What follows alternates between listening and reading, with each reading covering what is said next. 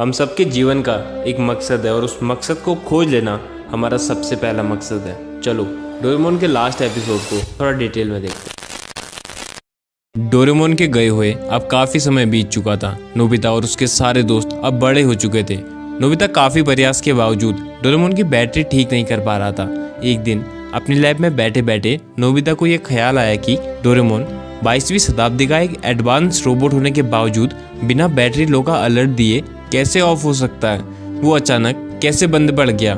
जब मैं रूम से बाहर निकला था तब तो वो बिल्कुल ठीक था।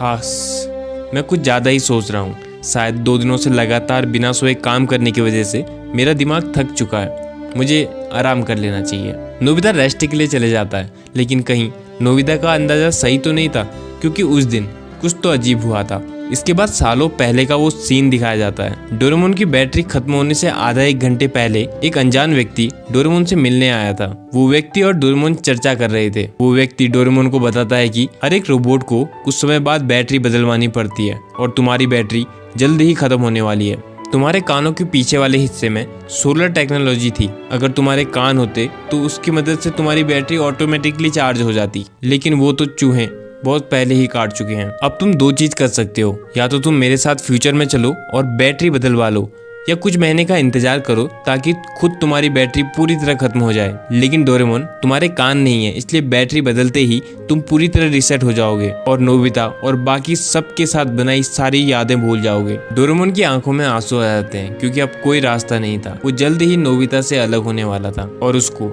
पूरी तरह भूलने वाला था। डोरेमोन डिसाइड करता है कि वो बैटरी को खुद से खत्म होने देगा ताकि उसको कुछ महीनों का समय मिल जाए और आखिरी कुछ समय वो नोबिता के साथ खुशी से बिता सके।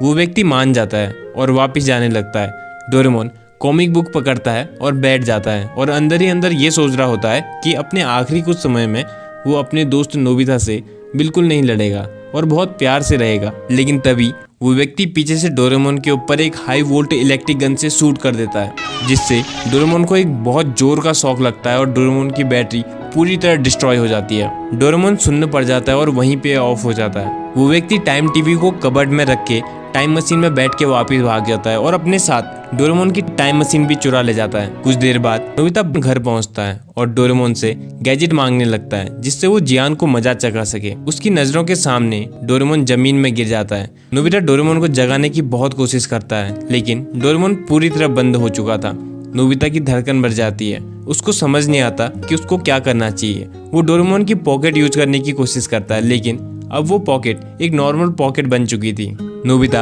अलमारी खोलता है ताकि उसको कोई गैजेट मिल जाए जिससे वो डोरेमोन को ठीक कर सके। वहाँ उसको टाइम टीवी मिलती है, जिसको ओपन करते ही वो डोरामी से कनेक्ट हो जाता है। डोरामी से नोबिता को पता चलता है कि डोरेमोन की बैटरी खत्म हो चुकी है। अब वो पूरी तरह बंद हो चुका है। नोबिता फ्यूचर में जाने की कोशिश करता है, लेकिन टाइम मशीन वहाँ नहीं होती।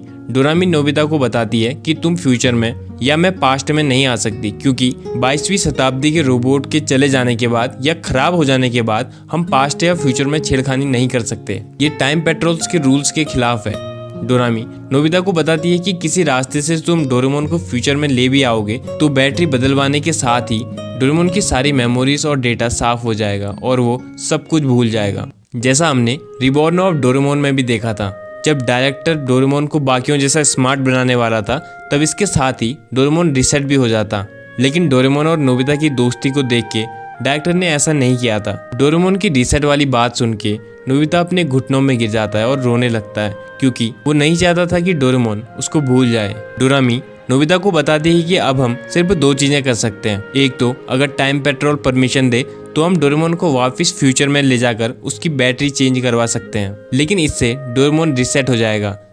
या फिर हम फ्यूचर में आने वाली टेक्नोलॉजी का इंतजार करें, जिससे डोरेमोन बिना रिसेट हुए ठीक हो जाए और हमें हमारा पुराना डोरेमोन वापस मिल जाए। इसके बाद डोरामी डिस्कनेक्ट हो जाती है। समय बीतता है और रात हो जाती है। नोबिता डिनर के लिए नहीं जाता और अपने रूम के किनारे में बैठ के रो रहा होता है। डोरेमोन सामने पड़ा हुआ था। नोबिता डोरेमोन को बहुत ज़्यादा मिस कर रहा था। अलमारी में डोरेमोन का बिस्तर, डोरा केक, सब चीज़ें उसको डोरेमोन को याद दिला रही थी और उसके दिल में एक गहरा खालीपन महसूस करवा रही थी। कुछ समय बाद नोबिता की मॉम नोबिता को देखने आती है। वो देखती है कि नोबिता डोरेमोन के ऊपर सर रख के रो रहा है। नोबिता की मॉम समझ जाती है और वो नोबिता को हिम्मत दिलाती है। नोबिता डोरेमोन को इतना ज्यादा मिस करने लगा था कि डोरेमोन उसके सपने में भी आते रहता था। नोबिता सुबह उठ के बस ये सोचता था कि काश डोरेमोन का चले जाना सिर्फ एक सपना होता, लेकिन ऐसा नहीं था। इस बार डोरेमोन सच में जा चुका था। नोबिता का स्कूल जाने का भी मन नहीं करता था। बाद में नोबिता की मॉम ये डोरेमोन के चले जाने वाली बातें नोबिता के डैड को बताती है। नोबिता के डैड को ये सुन के बहुत बुरा लगता है। वो अपने बेटे को समझाने उसके रूम में जाते हैं। अलमारी के अंदर अकेला बैठ के नोबिता रो रहा था। वो नोबिता को समझाते हैं कि उसे हार नहीं माननी चाहिए।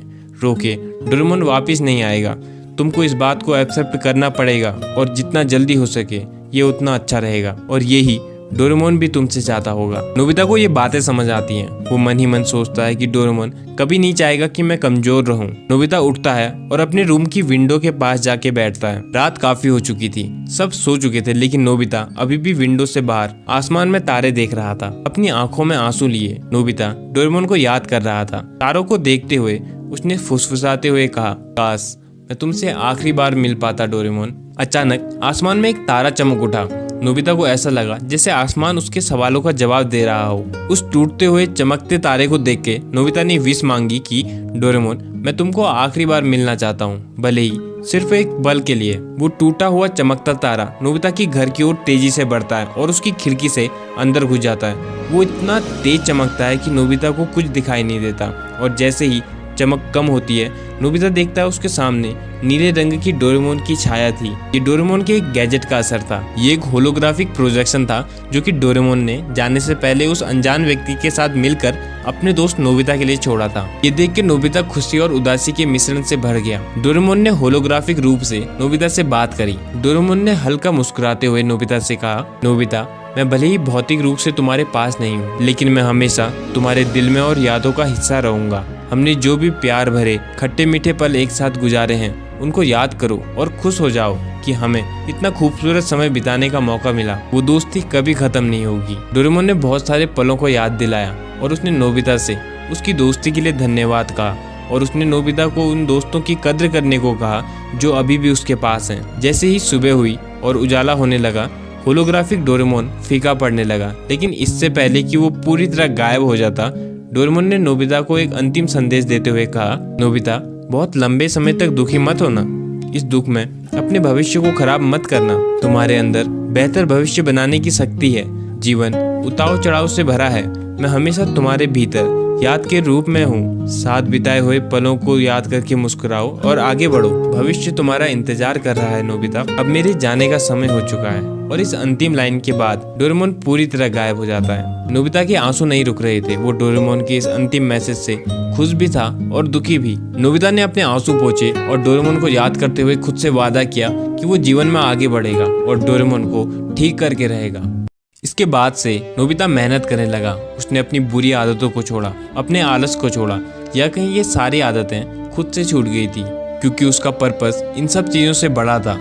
अब वो सोने में या फालतू कामों में समय बर्बाद नहीं करता था। उसके जीवन का एक मकसद था जिसके लिए वो सब कुछ करने के लिए तैयार था। वो दिन रात जितना हो सके पढ़ाई करता था। अब तो वो खाली समय में कॉमिक्स पढ़ने की कोशिश भी करता तो भी नहीं पढ़ पाता था, क्योंकि अब उसको ये सब पढ़ने का मन ही नहीं करता था। उसका प्यारा दोस्त खराब पढ़ा हो और वो कॉमिक्स को पढ़ने में अपना समय बर्बाद नहीं कर सकता था। धीरे धीरे नोबिता की शेल्फ अच्छी किताबों से भर चुकी थी।